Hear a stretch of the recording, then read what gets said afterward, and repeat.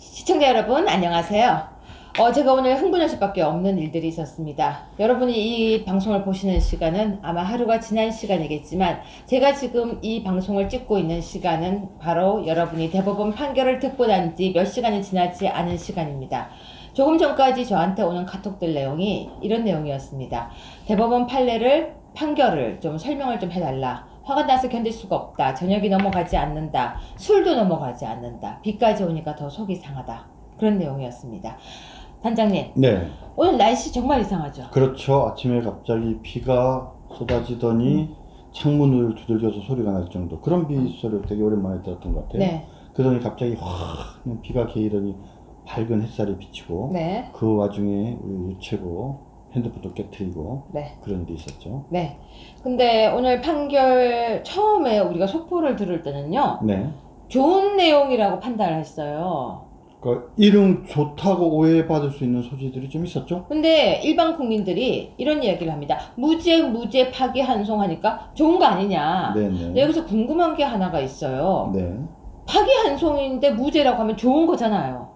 뭐 오늘 대법원 판결의 내용을 간단하게 정리를 해드리면 이래요. 일단 오늘 대법원 판결을 받은 사람이 총 3분이었죠. 그렇죠. 그러니까 사실은 한 사람 더 있어요.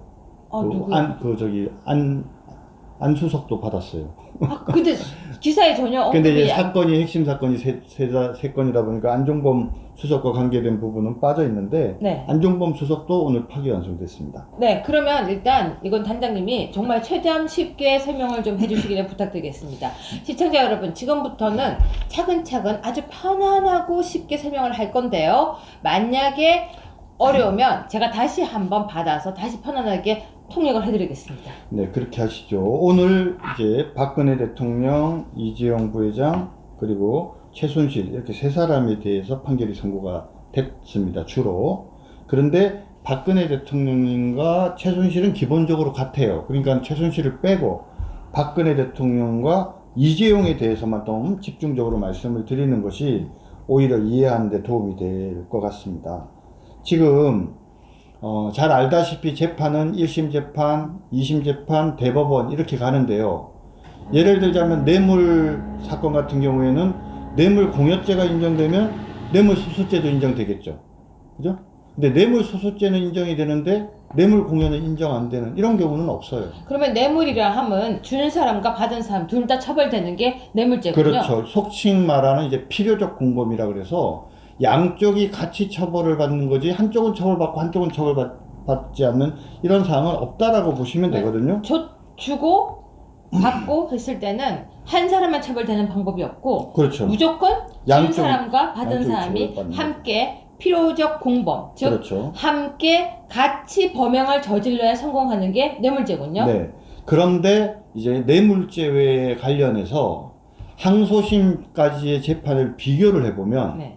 그러니까는 박 대통령은 뇌물수수죄가 인정됐는데 이재용 부회장은 뇌물공여죄가 인정 안 된 사례들이 있었어요. 그게 근데 가능합니까? 그러니까 그게 불가능한 거죠. 그러니까 양쪽 둘 중에 하나는 판단이 잘못됐다라고 밖에 볼 수가 없었던 거죠. 네, 누가 잘못됐는지는 모르겠지만 잘못됐다라고 볼 수밖에 없는 상황에서 대법원까지 왔군요. 그렇죠. 그래서 이제 대법원에서는 둘 중에 어느 것이 맞는지를 결과적으로 정리를 해주는 거죠. 그래서 만약에 박근혜 대통령에 대한 항소심 재판이 맞다라고 치면 이재용 부회장 사건만 파기환송을 하는 게 맞는 거고, 네. 그 다음에 거꾸로 이재용 부회장 사건이 항소심 사건이 맞다라고 하면 네. 박근혜 대통령 사건 등 그러니까 최순실 거 사건을 파기환송하는 게 맞아요. 네. 근데 이제 결론은 뭐냐? 자, 박근혜 대통령에 대한 항소심 판단이 맞았다라고 사실상 결론을 내린 거예요. 그러면 저기 이제 이재용만 파기환송하는 게 맞는 거잖아요. 자, 그럼 다시 설명하겠습니다.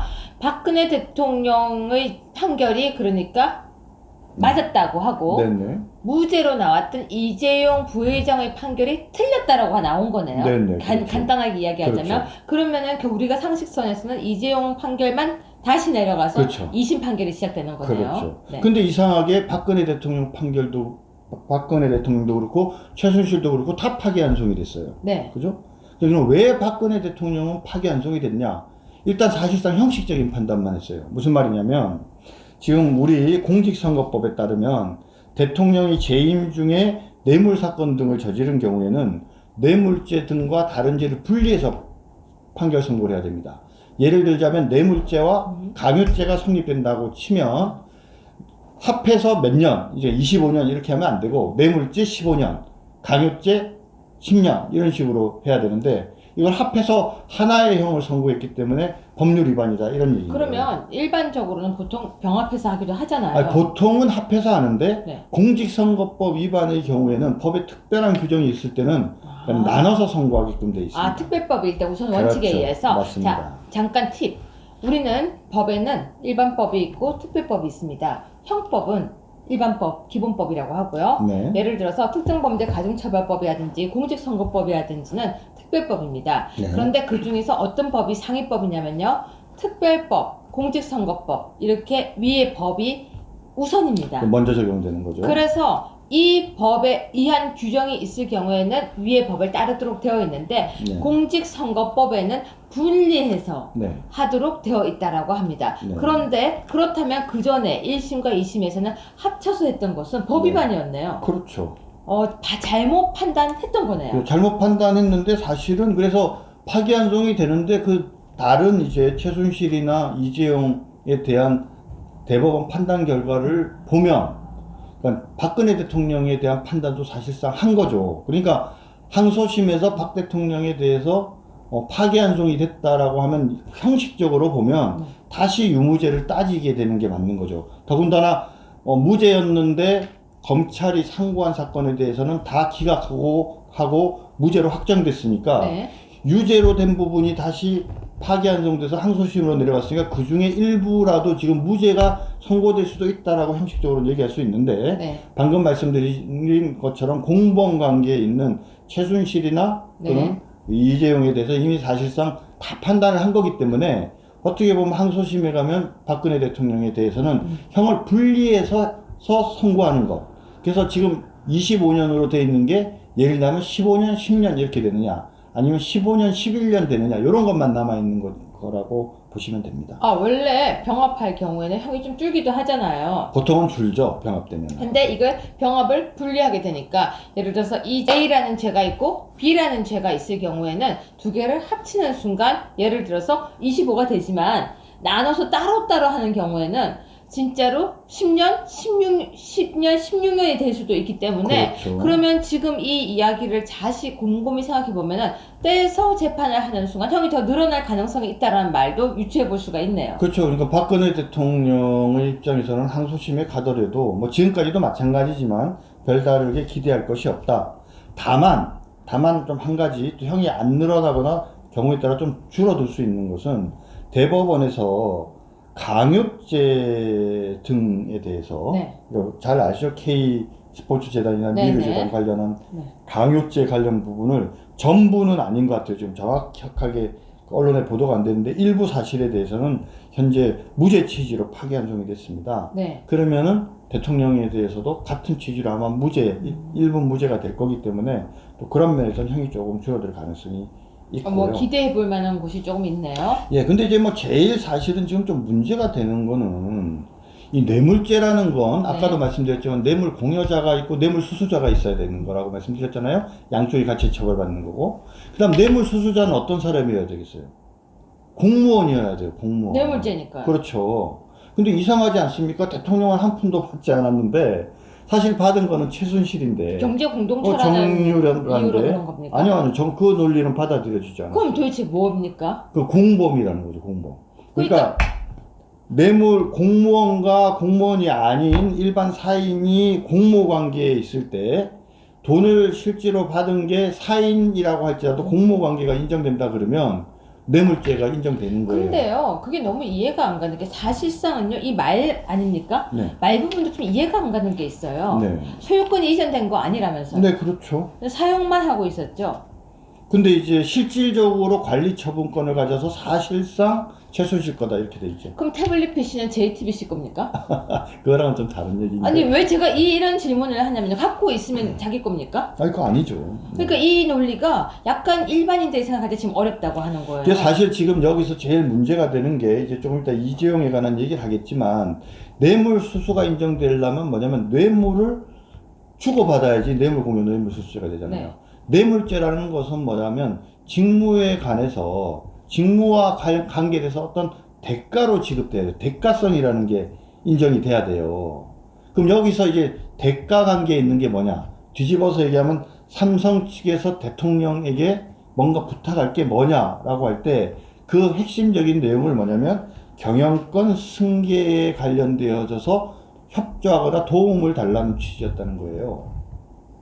무슨 말인지 이해가시죠? 자, 단장 여기서 네. 우리가 살짝 한 번만 짚어줍시다. 네네. 뇌물죄는 일반인과 일반인 사이에서는 가능하지 않군요. 그럼요. 한쪽이 공무원, 받는 사람이 공무원일 때 가능한 거네요. 만약에 사인인 경우에는 배임수재, 배임증제 이런 건 혹시 가능할지 자, 모르겠어요. 그럼 여러분 여기서 뇌물죄가 성립되려면 최순실과 이 삼성만의 관계였으면 뇌물죄가 절대 안 되는 절대 안 되죠. 네. 절대 되지 않는 건데 옆 가운데 박근혜 대통령이 꼈기 때문에 뇌물죄 성립을 지금 이야기하고 있는 거예요. 그렇죠. 근데 그 부분도 예를 들어서 공범으로 인정하는 부분도 자 공범으로 그럼 정확하게 인정하게 된 건 뭐 때문입니까? 아니 공범 얘기를 왜 조금 이따가 할게요. 그냥 대가관계 얘기하다 네. 보니까 그러니까 대가관계가 바로 방금 말씀드린 것처럼 경영권 승계 문제인데 네.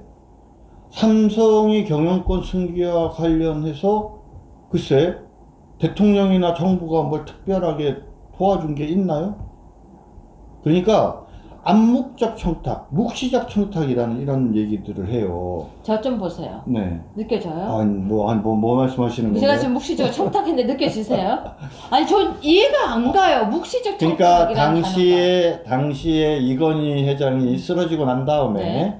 또 삼성 내부에 경영권 승계 이슈가 있다는 사실은 다 알고 있는 사실이에요. 네, 저희 집 옆집 걔도 알고 있어요. 예, 그럼 그걸 알고 있다라고 해서 뭔가 대통령이 그것을 알고 있다라는 이유로 묵시적 청탁을 받았다. 이건 아니죠. 그럴 것 같으면 우리나라 사람들이 웬만큼 이슈화된 사건에 대해서는 다 묵시적 청탁인가요? 그렇죠. 그건 뭐 삼성의 입장에서도 당연히 그 경영권 승계 문제를 해결해야 되겠지만 그것은 법이 허용되는 범위 내에서 법에 문제가 없는 범위 내에서 문제를 해결하려고 하는 것이지 뭐 불법적인 방법까지 다 동원하려고 하는 건 아니지 않습니까? 원래 사람들이 나쁜 사람들은 나쁜 생각을 많이 하거든요. 네네. 물론 좋은 사람들은 그런 생각 안 했는데 본인들이 그런 생각해서 한 거 아닐까요? 뭐 그럴 가능성도 있죠. 아니 그런 청탁할 거 아닌데 왜 마음대로 생각하죠? 예, 그러다 보니까는 이 지금 이상하게 묵시적 이게 거의 관심법 수준의 얘기거든요. 그러니까 뭔가 기업에 현안이 있었는데 대통령을 만나서 뭔가 독대를 해가지고 무슨 돈을 뭐 나라에서 무슨 일을 하는데 재단에 돈을 좀 내라 그러면은 다 그게 뭐 뇌물이 되는 것처럼 돼서는 안 되지 않겠습니까? 아니 그렇다면 얼마 전에 정말로 김정숙 여사도 네. 사람들을 이렇게 기업인들 부르고 했잖아요. 그 기업인들 부르고 나중에 무슨 얘기 했는지 한 다음에 거기에 무슨 문제되는 게 있거나 그 사람들이 제3의 사람에게 그 뭐 복지법인에만 도네이션을 했다 그럼 전부 다 제3자 뇌물 취득죄 되는 아니 거예요. 그러면 묵시적인 청탁은 간단하게 전문 용어로 텔레파시입니까? 뭐 텔레파시에 거의 가까운 거죠. 말이 안 되는 거 예, 아니에요? 그래서 이 대가 관계가 문제인 거고. 네. 자, 그 다음에 이제 뇌물의 문제인데 특히 이제 방금 그 말 얘기했잖아요. 네. 표현이 좀 적절한지 모르겠는데 이런 거예요. 그러니까 자, 말이 누구 거냐? 말이 누구 건 줄 알고 계세요? 삼성요. 예. 말은 삼성 거예요. 왜냐면 이제 말은 이렇게 등록을 한답니다. 그래갖고 거기에 소유자가 누군지 적게 돼 있는데 거기에 삼성이라고 돼 있어요. 그런데 대법원에서는 뭐라고 판단했냐면 실질 소유가 삼성 소유로 되어져 있지만 실질적으로 말에 대한 관리 처분권 이런 거는 실질적으로 최순실한테 있다. 이렇게 된 거예요. 저 느낀 게 하나 있어요. 뭐요? 월세나 전세 얻어서 살면요. 네. 그 집이 자기 게 되는 거예요. 맞잖아요. 실질적 처분권입니까? 그 집에 살면서 그 집에 문도 열었다가 닫았다가 하고 변기에 물도 내렸다가 올렸다가 하고 그럼 실질적으로 그 안에 있는 걸 처분하니까 그게 자기 건가요? 근데 지금 이제 여기서 어떤 문제가 있냐면 이런 거예요. 자, 과연 삼성이 최순실이라는 존재를 어떻게 알고 어떻게 접근했는지 이 부분에 대해서는 뭐 언론에서 저희들 좀 보도가 안 돼 있는 것 같은데, 삼성이 뭔가 최순실이 박근혜 대통령한테 영향력이 있다는 사실을 알고 접근을 해서 최순실의 비위를 맞추는 과정에서 이 말을 줘서 딸인 정유라를 지원하게끔 해줬고, 둘이 뭔가 썸씽이 있었던 거죠. 근데 그 과정에서 사실은 대통령이 정확하게 내용을 알거나 진행 과정을 알았던 건 아닌데, 최순실이 가서 그냥 뭐 삼성이 여러 가지로 잘 배려해주고 있으니까 고맙다고 말씀 한마디만 좀 해주세요 라고 해서 그냥 덕담 삼아서 뭐 여러 가지로 신경 많이 써주시는 거 알고 있습니다 라고 얘기를 했다라고 하면 공범으로 봐야 되나요? 그건 조금 애매해요. 왜 애매하냐면요. 정말로 많은 사람들이 이야기할 때, 알고 할 수도 있고 모르고 할 수 있는데 의중이라고 하잖아요. 근데 그 부분을 너무 확대 해석할 경우에는 억울한 사람이 생길 수 있거든요. 그렇죠. 근데 우리 법은 의심스러울 때는 피고인의 이익으로라고 그렇죠. 표현을 하는데, 네, 이거는 맞습니다. 그 사람의 심정을 확실하게 모를 때 의심스러우면 피고인의 이익이기 때문에 그러면은 무죄 추정이 맞지 않습니까? 그럼 뭐 대통령께서 이런 거예요. 박 대통령께서 정유라가, 최순실의 딸인 정유라가 삼성으로부터 말을 3마리나 이렇게 지원 받아가지고 독일이나 해외에 가서 그 연수하고 이런 거 알았을까요? 자, 그럼 여기서 또 제가 합리적인 의심 하나만 하겠습니다. 예. 문준용이 밖에 나가서 뭘 하려고 하면 사람들이 문재인의 아들인 거 알죠? 네, 알죠. 그럼 문준용이 부탁하면은 들어줄 거야, 안 들어줄 거야? 틀어줄 가능성이 많죠. 문재인 대통령이 전화를 안 해도 들어주지 않을까요? 이거 아들이니까 뭔가 자기한테 도움이 될 거라고 그럼 생각하고 만약에 자기가 알아서 자가 발전을 하는 그럼 거죠. 지금부터 문준용이 하는 모든 일은 다 문재인 대통령이 묵시적인 게 있었다고 봐야 합니까? 그런 건 아니죠. 그러니까 이게 제가 이렇게 확대 해석을 하게 되면 이런 문제도 생길 수 있지 근데 않나요? 이제 중요한 건 그거죠. 그 과정에서 아무튼 대통령과 이재용 부회장이 아무 독대를 한 적이 있지 않습니까? 그 독대 과정에서 말에 관한 얘기가 있었네, 없었네, 뭐 여러 가지 얘기들이 있는데, 그러니까 혹시라도 있었더라도 그냥 덕담 삼아서 했었던 얘기일 수 있는 거지, 구체적인 사정을 알고 얘기하지 않은 상황일 수 있는 거거든요. 그러니까는 박근혜 대통령은 뭐 난 잘 모르는 일이다 라고 말씀하시는 걸로 알고 있는데, 최순실이 가서 이제 그렇게 얘기를 하니까. 그러니까 문제가 뭐냐면, 최순실이 삼성전자의 대표를 만나갖고, 아니, 대통령께서 말씀하시던데, 이거 실제로 내 거, 우리 거로 해주기로 했다는데, 왜 명의가 삼성으로 돼 있냐, 소유자가. 이렇게 따졌다는 거예요. 그럼 삼성전자 입장에서 한번 비교를 생각해 보자고요. 삼성전자가 그 최순실의 말이 맞는지 안 맞는지 확인할 방법이 있어요, 없어요? 없죠. 박근혜 대통령한테 가가지고 사람을 넣어가지고 아니 이 말 소유권을 넘겨달라고 하고 대통령님께서 그렇게 얘기를 들어서 자기는 그렇게 알고 있다 그러는데 말씀하신 거 맞습니까? 이거 확인할 수 있겠어요? 누가 가서 물어볼 거예요? 근데 그거는? 소유권은 이전 안 됐다면서요. 소유권 이전 안 됐죠. 그러니까 그런 말을 했든 안 했든 상관없이 우리가 형법이란 건 결과론적, 인과관계도 중요하지만 결과론적도 많이 따져보잖아요. 그래서 둘이 만나가지고 그런 얘기를 하니까, 최순실이 얘기를 하니까, 그럼 당신 뜻대로 해주겠다라고 얘기를 했다는 거예요. 삼성전자에서. 네. 그래서 당사자 사이에 사실상 소유권 이전에 관한 합의가 있었다. 이렇게 최종적으로 정리가 된 거죠. 대법원에서. 네. 근데 그게 논리적으로는 맞지만 삼성의 의견이 뭐겠어요? 삼성의 의견은 대통령의 뜻이, 대통령의 취지가 그런 것이라면 당신의 뜻대로 하겠다라는 거 아니에요. 그럼 대통령의 뜻이 뭔데? 대통령은 그렇게 말씀하신 적 없는 것 같거든요. 그러면 사실은 대법원에서 그 부분에 대해서 사실상 관리 처분권이 최순실한테 있었고, 그 다음에 그 소유권 이전에 관한 실질적 합의가 있었다, 이렇게 판단하는 거는 저는 참 잘못된 거라고 생각을 합니다. 제가 법을 배울 때는요, 확대해석 금지, 네. 유추해석 금지, 그리고 무죄 추정, 네. 피고인의 이익으로, 우리 네. 기본 교과서를 처음 딱 배우면 그거부터 배우지 않습니까? 그건 맞는 말씀이시죠. 근데 지금 이 내용을 들어보니까 그 기본이 무너진 판결 같네요. 그렇죠. 그래서 지금 뭐 여러 가지들이 있지만, 아무튼 이 말로 인해서 사실은 대통령의 형도 좀 줄어들 걸로 예상을 했는데, 이런 좀 이해할 수 없는 판결이 나는 바람에 지금 이제 이재용 부회장은 이제 다시 항소심에서 구속이 될지도 모르는 그런 어떤 큰 위험에 지금 처하게 됐습니다. 그렇다면 여기서 제가 또 두 가지만 질문드리겠습니다. 네네. 지금 현재 재판이 다시 그러면은 다시 중앙법원으로 내려가게 되는 거죠? 항소심 2심 법원으로 그러니까 내려가는 거죠. 중앙 고등법원. 고등법원요. 네. 그죠? 고등법원으로 내려가는데 고등법원에 가면은 그럼 다시 변호사가 선임됩니까? 원래 신급별로 하니까 다시 선임을 하겠죠. 그때 이제 기존의 변호사도 하겠지만 추가적으로 또 변호사를 선임할 가능성이 크다고 봅니다. 그러면 지금 박근혜 대통령께서도 변호사를 다시 선임하게 될까요? 뭐 현재 박근혜 대통령께서는 변호사가 없죠. 그러니까 한 명 어떻게 될까요, 빼놓고. 그러면? 뭐 당신께서 뭐 항소심으로 내려갔지만 또 뭐 재판 안 나가실 걸로 예상하고 있고요. 아마 또 판결 선고되면 이번에는 아마 상고도 또 안 하시지 않을까 그렇게 생각하고 있습니다. 되게 미안한 얘기지만요. 뭐 20몇 년씩 형이 나온 걸 보니까 네, 뭐 재판을 더 하고 싶은 의욕도 안 생길 것 같아요. 그렇죠. 뭐 이거 줄인다고 해서 음.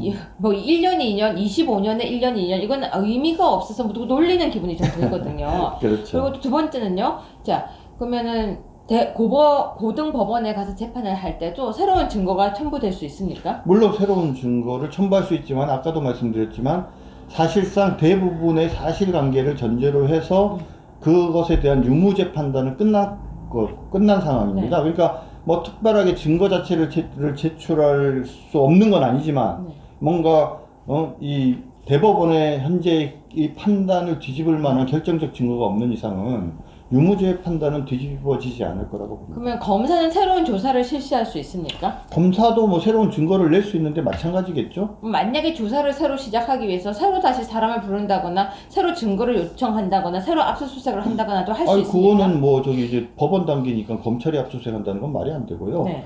쌍방이 뭐 증인 신청을 하거나 추가 증거를 제출할 수는 있어요. 이제 그런 단계로 들어가게 됩니까? 네네. 그럼 또 세 번째는요. 잘 아시겠지만 이번에 이재용 부회장의 재판 결과도 나왔는데요. 네네. 그러면 제일 사람들이 궁금해하는 것은 다시 재구속이 되느냐 아니면 그대로 집행유예가 되느냐 부분인데요. 조심스럽게 평가를 하자면은 저는 징역 3년에 집행유예 5년이 선고될 걸로 예상을 합니다. 아 그럼 집행유예 가능성이 좀 예. 높습니까? 아니 높은 건 아닌데 최종적으로 그렇게 결과가 아마 나올 그렇다면 거예요. 그 과정에 사람의 숨통을 좀 조이겠네요. 뭐 아마 좀 표현이 심하지만 거의 이재용 부회장과 삼성을 잠을 못 자게 하겠죠. 이재용 부회장은 지금 나와서 열심히 많이 활동을 하고 있었는데요. 네. 오늘 재판 결과를 보고 많이 참담하기도 하지만 네. 삼성 전체가 다 긴장감이 돌겠습니다. 예, 근데 뭐 이제 제가 왜 집행유예를 결과적으로 할 건지에 대해서 두 가지 관점에서 말씀을 드리면 첫 번째 이제 양형 기준이라는 게 있습니다. 이렇게 양형 기준이라는 게 있는데 이게 양형위원회라는 게 생긴 지가 그렇게 오래되지가 않았어요. 이거 지금 옛날에는 이렇게 판사들과 이렇게 법을 정했는데 네네. 이제는 양형위원회라는 데가 생겨서 예를 들어서 2009년도에 생긴 거니까 벌써 한 10년 됐죠. 똑같이 죄를 지어도 네. 초범인지 네. 아니면 가정 형편이 어떤지 학력이 어떤지 뭐 등등을 다 따져서 죄의 형량 1량표를 만드는 예, 거죠. 예. 그래서 이렇게 레인지를 그러니까 보통 법정형은 이 범위가 되게 넓은데 예를 들어서 3년에서 10년. 그렇죠. 아니 그러니까 5년에서 10년. 상해 같은 죄는 7년 이하의 징역이 처한다 이렇게 돼 있거든요. 그러니까 1개월부터 7년까지 가능한 거죠. 그러니까 그거를 여러 가지 말씀하신 정상들, 재반 사정들을 고려해서 좀 세부적으로 나눠 놓은 것이 양형 기준인데 그러니까 양형에 대한 데이터베이스를 만들어놔서 거기에 맞춰서 딱딱 집어넣으면 어느 정도 기본적으로 나름 얼마큼 균형성 있는 형이 나오도록 하는 게 양형 기준 표입니다. 그렇죠. 그런데 뇌물은 아까도 말씀드렸지만 뇌물 수수가 있고 뇌물 공여가 있는데 뇌물 수수의 경우에는 뇌물 수수 금액에 따라서 법정형이 달라져요. 그러다 보니까 너무나도 자연스럽게 뇌물 수수 금액에 따라서 이 양형 기준도 막 달라져요. 예를 들자면 1,000만 원 미만을 받을 경우에는 기본이 4개월에서 1년인데 한 1억 정도 넘어가면은 7년에서 10년이 되고 5억 원이 넘어가면 9년에서 12년 이렇게 돼요. 그죠? 그러면 뇌물 공여의 경우에는 어떠냐? 뇌물 공여인 경우에는 금액에 따라서 가중처벌하는 규정이 없습니다. 그러다 보니까 뇌물 공여 금액에 따라서 달리하기는 하지만 네 가지 유형으로 나눠서 3천만 원 미만, 3천만 원에서 5천만 원, 5천만 원에서 1억, 그 다음 1억 이상이에요.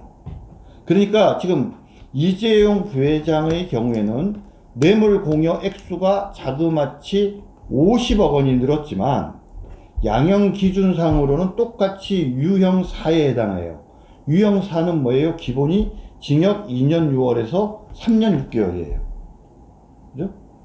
근데 이 집행유예라는 제도는 뭐냐면 법정형을 선고할 때 징역 3년 이하의 형을 선고할 때 집행유예를 붙일 수 있어요.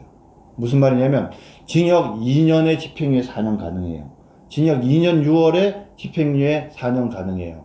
집행유예 3년에 그러니까 징역 3년에 집행유예 5년 가능해요. 징역 3년 1개월에 집행유예 5년 불가능해요. 자, 그런데 여기서 또 하나.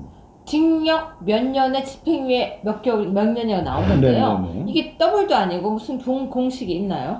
집행유예 기간은 이제 또 특별하게 없는데 보통 이제 관행적으로 그렇게 되어져 있는데 근데 가끔 규정은 보면은, 없고 집행유예 기간은 또 5년을 못 넘게 돼 있어요. 아니 가끔 보면요 2년에 4년일 때도 있고요. 네. 2년 5개월이 4년일 때도 있어요. 그럴 수도 그게 있어요. 공평하지가 않잖아요. 아니 뭐 꼭 공평하다 안마 이렇게 좀 말씀드리는 거는 좀 그렇고 케이스 바이 케이스로 자, 그때 여기서 또 문제가 달라지는 질문이 거니까. 있습니다. 집행유예란 뭔가요? 집행유예라는 것은 이제 원래 형을 징역 2년 하면 2년을 살아야 되는데 네. 여러 가지 정상을 고려해서 구속을 하지 않고 그 구속이라는 게 이제 집행이죠. 구속하는 것을 집행하는 것을 유예한다. 잠깐 멈춘다. 얼마 동안? 집행유예 기간 동안. 그럼 집행유예 기간 동안에 외국은 갈 수 있습니까? 이거 뭐 갈 수는 있죠. 집행유예 기간 동안에 뭐든지 다 할 수는 있습니까? 아니죠. 범죄를 저지르면 안 되죠. 아니 예를 들어서 사업을 한다. 일상적인 사업이나 이런 그럼 거는 집행유예 기간 동안에 만약에 동종 범죄를 저지르게 되면 어떻게 뭐 꼭 됩니까? 동종 범죄가 아니더라도 이종 범죄더라도 다시 처벌을 하는 경우 집행유예 기간 중에 범죄를 저지르면 이제는 형사처벌을 뒤에 범죄 행위로 처벌받을 뿐만 아니라 집행유예 기간 중에 지나지 않으면 집행유예를 취소하고 살지 않는 기간을 다시 다 같이 살아요. 합산을 하는군요. 그렇죠. 그러면 만약에 집행유예 기간을 취소하게 되면 안 살았던 그 기간이 그대로 가서 붙나요? 그렇죠. 어휴 무섭네요. 그러니까 이제 집행유예 기간 동안은 죄를 지으면 안 되는 거죠. 그래서 사람들이 집행유예 네. 기간이 아주 조신하게 지낸다 이런 표현을 쓰는 그렇죠. 거군요. 네. 그래서 아까 그 얘기를 좀 더 하면 그래서 집행유예를 붙일 수 있는 최대의 징역형이 징역 3년이에요. 근데 방금 말씀드렸죠? 뇌물공여에 유형이 4가지가 있고 1억 이상의 기본형이 2년 6개월에서 3년 6개월이에요. 이 말은 무슨 말입니까? 2년 6개월에서 3년이면 집행유예를 붙일 수가 있고 네. 3년 넘어가서 3년 6개월 사이면 집행유예를 못 붙이고 이렇게 네. 되지 않습니까? 그러니까 거기에다가 지금 감경, 가중 이렇게 해서 여러 가지 감경 요소, 가중 요소가 있어서 가중으로 가면은 문제가 되지만 감경 요소로 가면 징역 2년에서 징역 3년이에요.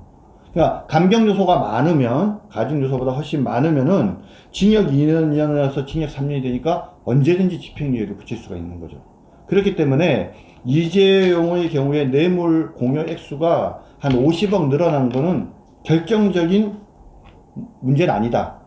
그러니까 집행유예를 못 받는데 결정적인 문제는 아니다. 이렇게 말씀드릴 수 있고요. 일단 금액이 늘어나서 무슨 큰 치명적인 것처럼 보이지만 사실상 들어가서 볼 때는 구간 안에 들어가기 때문에 그렇죠. 그게 큰 영향은 없다. 그렇죠. 그래서 충분히 잘 대응을 하면 집행유예를 붙일 수가 있다. 그러니까 근데 다만 금액이 늘었으니까 똑같이 징역 2년 6개월은 못하고 징역 한 3년 정도까지 턱까지 딱 찬 한 징역 3년 정도의 집행유예 5년 정도가 가능할 수 있다는 거죠. 근데 여기서 또 한 가지 문제가 더 있어요. 무슨 문제가 있냐면 이 말산돈 등이 어느 돈으로 지급했습니까? 회사 돈으로 지급했잖아요. 그죠? 그럼 이 불법적인 행위를 하는데 뇌물을 주는데 회사 돈으로 줬으니까 이건 불법적인 행위이기 때문에 횡령에 해당해요. 그리고 횡령죄의 경우에는 뭐냐면 뇌물 횡령액수가 금액이 일정 금액이 늘어나면 늘어날수록 양형이 높아져요. 법정형이 높아져요. 그래서 지금 이 횡령이나 횡령 같은 경우에 이 유형을 보면 크게 5가지로 나눠서 1억 미만, 1억에서 5억, 5억에서 50억, 50억에서 300억, 300억 이상 이렇게 돼 있어요. 그럼 지금 이 사건에서 봐봐요. 아까 뭐라고 했습니까? 처음에 한 30여 원이 있는데 50억 원이 뇌물로 인정 안 됐다가 이번에 50억이 인정되니까 전에는 한 36억 원이었는데 지금은 86억 원이 횡령이 됐으니까 그러면 유형이 달라지는 거죠. 그래서 3유형인 5억 이상 50억 원 미만에서 4유형인 50억 이상 300억 원 미만으로 바뀌고, 그렇게 되면은 형이 어떻게 되느냐? 자, 기본형이 3유형은 2년에서 5년인데, 그런데 4유형이면 4년에서 7년이에요. 그럼 4년에서 7년이면은 거기에 붙을 수 있어요, 없어요? 집행유예가. 4년에서 7년이면. 뭐 3년까지만 되는 그렇죠. 거지. 그러니까 안 되는 거죠. 그럼 이거는 횡령이 인정. 그렇죠. 그러니까 어떻게 해야 되냐? 감경 규정을 만들어 가지고, 여기 지금 이제 여러 가지 감경 사유가 있는데, 네. 감경 사유가 말을 많이 만들어서 가중 사유보다 자르고 하면, 잘라내는데. 그러면 이제 감경 규정이 적용되는 기간이 사구역이 2년 6개월에서 5년으로 돼요. 그럼 줄어들 수는 있겠네. 그렇죠. 그러면은 2년 6월에서 3년 사이로 넣어서 집행유예를 붙일 수가 있는 거죠. 근데 보통 감경 사유가 뭐가 있나요? 뭐 피해 변제죠. 피해 변제 간단하게 얘기하면. 근데 금액을 회사에다가 변제하는 거. 그렇죠. 회사에 나는 이게 불법인지 모르고 나름대로 회사를 위해서 했는데. 그럼 이건 가능성이 높겠네요. 피해 그렇죠. 변제 그래서 가능성이. 피해 변제를 하고 뭐 또 사실상 전체적으로 보면은 뭐 좀 소극적으로 범행을 가담했다라고도 볼 수가 있고, 그리고 또 뭐 피해가 회복되고 처벌 불원이라고도 볼 수 있고, 그죠? 그리고 또 본인이 진지한 반성을 하고 있다. 이런 여러 가지 사정들을 종합을 해보면 결국은 집행유예로 집어넣을 수가 있는 거예요. 그래서 이재용이 최종적으로 이 항소심에서 이런 50억의 횡령이 늘어났고 뇌물공여액이 늘어났지만 집행유예를 결과적으로 붙이는 데는 지장이 없을 수 있어요. 그런데 그렇다고 쉽다는 얘기는 아니죠.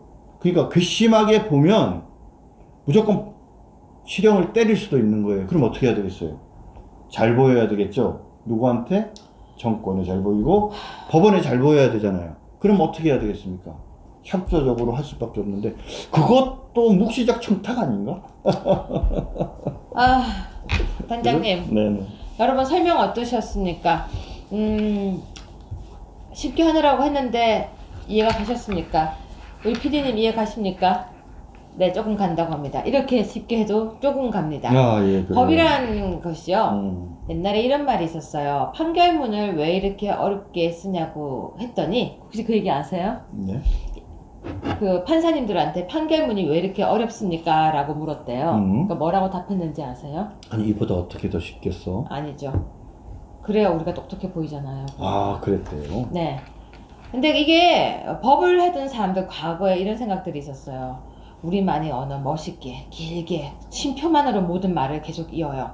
했으니까 그리고 법률 용어 잘 보시면요, 이게 판결문 잘 보시면요, 그러하지 아니하다 볼 수 없다. 그러하지 않다고 못 볼 바 아니며 뭐 이런 네. 편도 있죠. 그래서 한참 읽다 보면 내가 바보인가 그리 바보인가 헷갈릴 때가 있습니다. 여러분, 참 많은 국민들이요 법에 모르고 살았었는데, 박근혜 대통령의 대법원 판결 그리고 헌법재판소 탄핵 과정을 보면서 많은 국민들이요 법의 전문가가 되었다는 이야기를 하고 있습니다. 이번 판결문을 보면요, 간단하게 설명드리겠습니다. 일단 무죄 확정 유리하다 이런 개념보다는 오히려 판결의 방식, 합쳐서 하는 것이 아니라 나눠서 하는 거라는 아주 단순한 파기환송이었다는 거. 약간 장난친 느낌이죠. 두 번째는 이재용 부회장은 정말 재판이 끝날 때까지 긴장하며 정권의 눈치를 봐야 한다는 거. 그리고 세 번째는 탄핵 과정에 그만큼 많이 나왔던 그 모든 것들이 결국은 무죄라는 것입니다. 네.